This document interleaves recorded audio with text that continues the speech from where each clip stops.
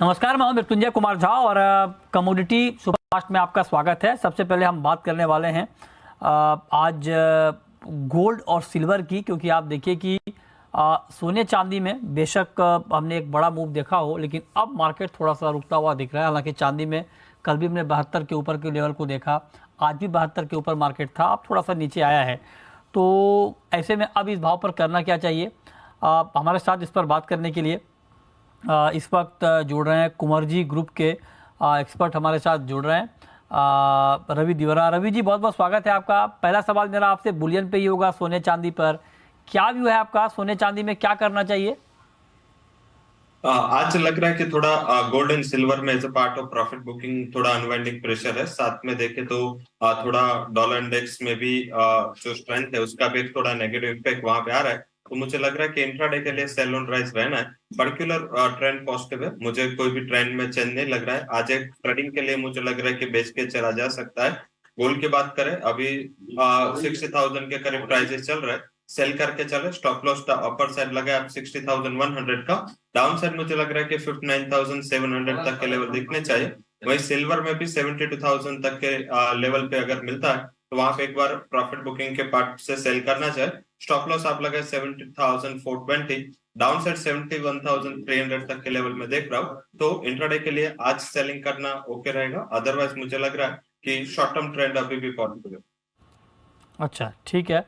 तो ये राय आपकी हो गई गोल्ड और सिल्वर के ऊपर। अब आते हैं मेटल में। मेटल में कॉपर में क्या आज के लिए ट्रेडिंग की कोई स्ट्रेटजी होनी चाहिए? कॉपर खरीदना चाहिए, बेचना चाहिए, क्या करना चाहिए कॉपर? मुझे बाइंग का व्यू ज्यादा दिख रहा है। वहां पे ऑलरेडी सप्लाई के इश्यूज चल रहे हैं। पर्टिकुलर जो अगर चाइना के जो मैक्रो सुबह के आए वो थोड़े इनलाइन थे, तो मुझे लग रहा है कि इस हिसाब से थोड़ा टैपिड रेंज में कारोबार हो रहा है। बट ऑन गोइंग फॉरवर्ड मुझे लग रहा है कि एक रिकवरी के लिए वो वेल प्लेस्ड है। 787 के टारगेट के लिए बाय करें, 769 के स्टॉप लॉस के साथ। तो मुझे लग रहा है कि सेकंड हाफ में अच्छी रिकवरी आपको कॉपर में आती हुई दिख सकती है। तो वहां पे मेरी बाइंग की रिकमेंडेशन रहेगी। ओके, अच्छा। क्रूड में रवि जी, आप देखिए कि आज भी तेज़ी है, 43 रुपये ऊपर है क्रूड का भाव, और 6,136-37 का लेवल अभी दिख रहा है एमसीएक्स पर कच्चे तेल में। क्या ट्रेड आपको दिख रहा है, क्या करना चाहिए अभी? थोड़े टाइम में means with in 30 minutes prices में काफी अच्छा उछाल 1% से ज्यादा आया है। तो मुझे लग रहा है कि थोड़ा डीप पे बाय करें, अराउंड 6060 के करीब बाय करें। पहला target 6170 and second would be 6200। 6000 के स्टॉप लॉस के साथ बाइंग ट्रेड ले।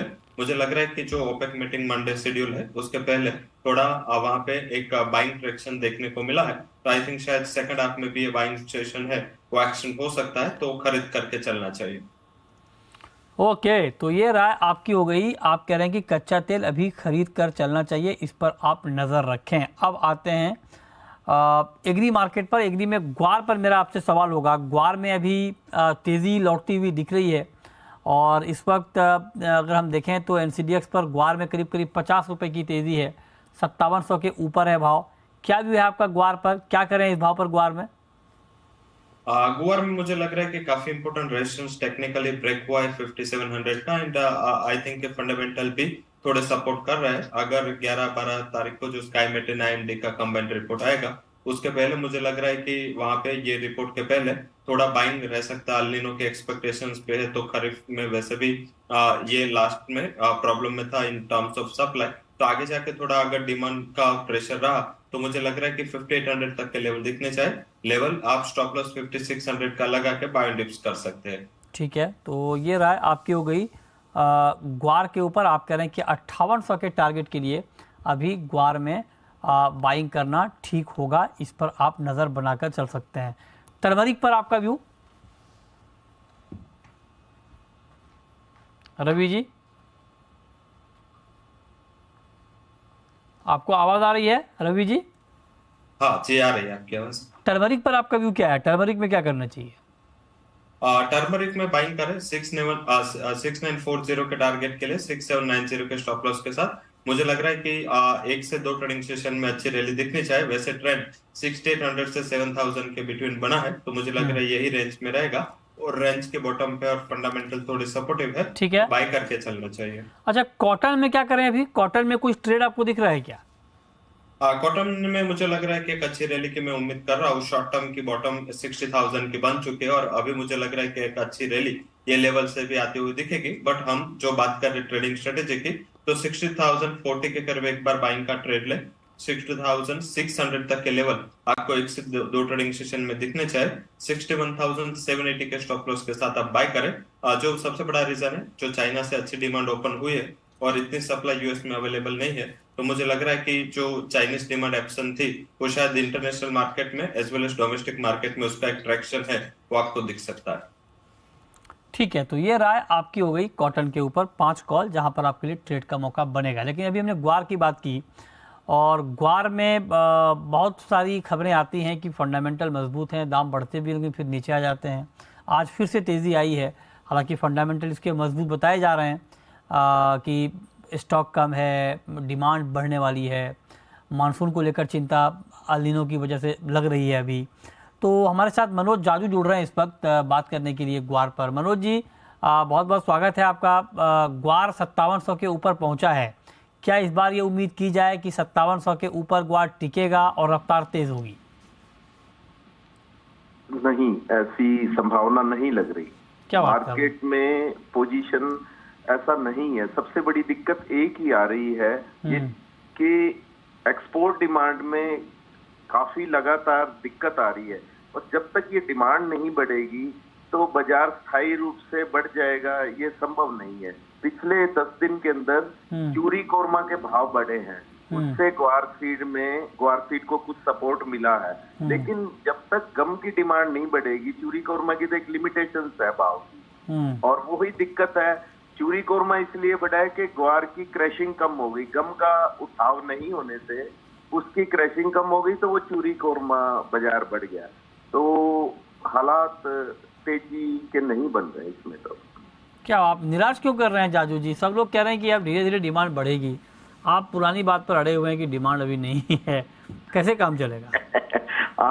आपने बिल्कुल सही कहा, पर एक तो होती है काल्पनिक बात कि मुझे सपने में ऐसा आया, और एक होता है यथार्थ प्रैक्टिकल क्या है। तो आपको सपने में नहीं आया? ये बात है, सपने तो कुछ भी ले ले, मुझे भी अच्छा लगता है 10,000 बिके ग्वार, जो है किसानों को अच्छा दाम मिले, खुशी की बात है। लेकिन धरातल पे वो चीज नजर ही नहीं आ रही। अपने उसको मैनिपुलेट करें, कहाँ तक करें कि सच को? नहीं, लेकिन सर ये भी तो सच है ना, ये भी तो सच है जाजू जी कि स्टॉक कम है, प्रोडक्शन उतना हुआ नहीं जितनी उम्मीद थी, सप्लाई कम हो गई है, मंडी में अराइवल कम हो गई है।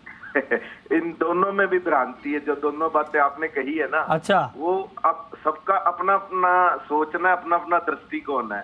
फसल मैंने, चाहे मैं तेजी में था पहले, तब भी मैंने कही थी फसल 1 करोड़ के आसपास है, ठीक है। आज मेरा मन तेजी में नहीं है, फिर भी मैं यही कह रहा हूँ फसल 1 करोड़ के आसपास है। किसानों ने उसको होल्ड कर लिया माल, इसलिए वो, लेकिन क्रॉप साइज थोड़ी ना कम हो गया उसका। वो तो खैर अब पुरानी बात हो गई, मैं क्रॉप पे नहीं जा रहा हूँ। लेकिन अब सवाल ये है कि आप जरा बताइए कि ग्वार का जो मार्केट है बड़ा सेंसिटिव मार्केट है मानसून को लेकर, और कई सारी जो एजेंसी हैं उसने ये आशंका जताई है कि इस बार अल नीनो आ सकता है। तो अगर मानसून को लेकर कुछ नेगेटिव खबर आती है, हालांकि ना आए तो बेहतर है हम सबके लिए, फिर भी अगर आती है तब क्या ग्वार में बड़ा स्पाइक हम नहीं देखेंगे? देखो, ये बात तो सही है कि अगर मौसम कमजोर रहा तो फिर निश्चित ही तेजी आएगी, चाहे डिमांड कम हो, ज्यादा हो, कुछ भी हो। लेकिन उस मौसम के लिए अभी 4 महीने की देरी है। रही बात संभावना की, तो ये एक प्रेडिक्शन है, ये ऐसा नहीं है। हर साल देखा जाता है, कहते हैं मौसम और चीजें बदलती भी रहती है। वो साइंस आज के दिन उनको ऐसी आशंका है, लेकिन उस आशंका के बिहाफ पे आज अपने उस ट्रेड पे नहीं जा सकते। कल को मानसून ठीक रह गया, जैसी डिमांड चल रही है, तो फिर इस साल क्या अगले साल भी तेजी नहीं आएगी। हालात ही है जो डिमांड की निराशाजनक बात। चलिए देखते हैं, डिमांड का आप वेट करते हैं कि डिमांड बिल्कुल क्या बिल्कुल। अच्छा, एक बात मैं आपसे और पूछना चाह रहा हूँ कि ये ठीक है आपने डिमांड की बात कही, वो देखते हैं कि आगे आने वाले वक्त में क्या होता है। लेकिन मैं आपसे ये चीज़ पूछना चाह रहा हूँ कि क्योंकि अब क्रूड के दाम भी पिछले कुछ दिनों में बढ़े हैं, क्या उसका कोई फायदा नहीं मिल रहा? क्रूड को नहीं, ग्वार को नहीं मिलेगा? नहीं, ऐसा अभी तो नहीं, मार्केट में दिख नहीं रही है। चलिए, बहुत शुक्रिया। लंबे टाइम ये $85-90 पे आ जाए क्रूड, और वो टिका रहे बाजार, तब थोड़ा सपोर्ट मिलेगा। भी तो ये है कि ठीक है 65-66 नीचे में गया, 74-5 भी रहा है, तो $10 से कोई कम ज्यादा होने से डिमांड प्लस माइनस नहीं होती है। हाँ जी, ठीक है, देखते हैं क्या होता है। बहुत शुक्रिया मनोज जी आपका हमारे साथ जुड़ने के लिए, बात करने के लिए डिटेल में। अब रवि जी एक सवाल मैं आपसे पूछना चाह रहा हूँ, चूँकि हम एग्री की बात कर रहे हैं और एग्री में जीरा बड़ा अच्छा चला है पिछले कुछ दिनों में, जीरे में भी अब क्या लगता है आपको?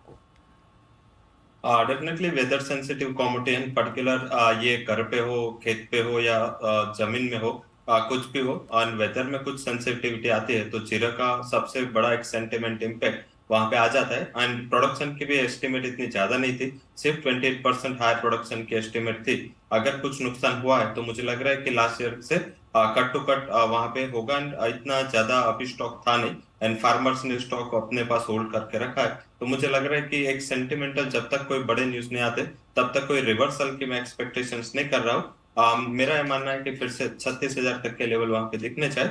हालांकि काफी बड़ा है तो थोड़ा बाय एंड डिप्स का स्ट्रेटेजी 35,200 के करीब ले, 35,000 के स्टॉप लॉस के साथ। तो मुझे लग रहा है यहाँ पे और थोड़ी 800 से 900 पॉइंट की तेजी आपको over period of time 3 to 4 trading session में दिखनी चाहिए। अच्छा, और कैस्टर पर सर आपका व्यू, कैस्टर में क्या होगा?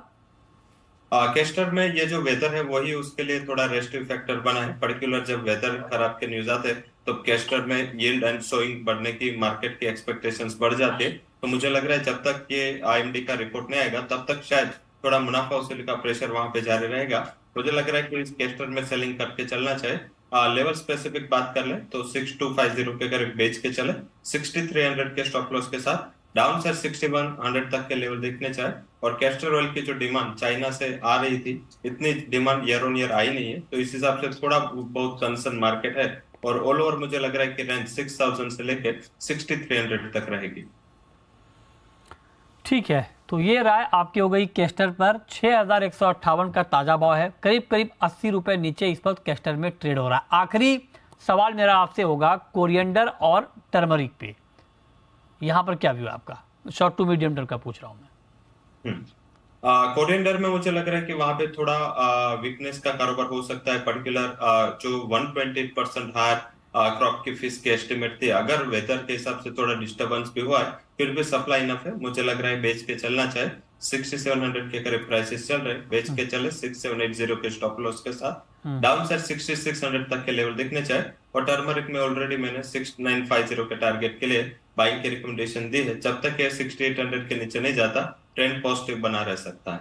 ओके, ठीक है, तो इस पर आप नज़र रखिए। बहुत शुक्रिया रवि जी आपका हमारे साथ जुड़ने के लिए, डिटेल में कमोडिटीज़ पर बात करने के लिए। लेकिन शाम 4:30 बजे हम आपके लिए एक बेहद ख़ास शो लेकर आएंगे। 1 अप्रैल यानी कल से HUID 6 डिजिट HUID वाली ज्वेलरी ही ज्वेलर्स को बेचनी होगी, ये अनिवार्य कर दिया गया है BIS की तरफ से।